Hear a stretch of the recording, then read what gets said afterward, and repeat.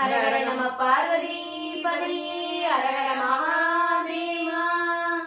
என்னாடுடைய சிவனே போற்றி, எந்நாட்டவர்க்கும் இறைவா போற்றி.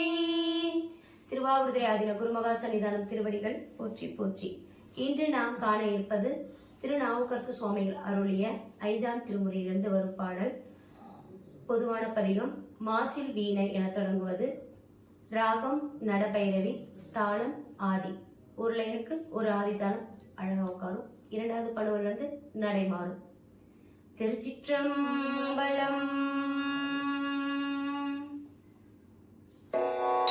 மாசில் வீணையும் மாலை மதியமும் வீசு தென்றலும் வீகில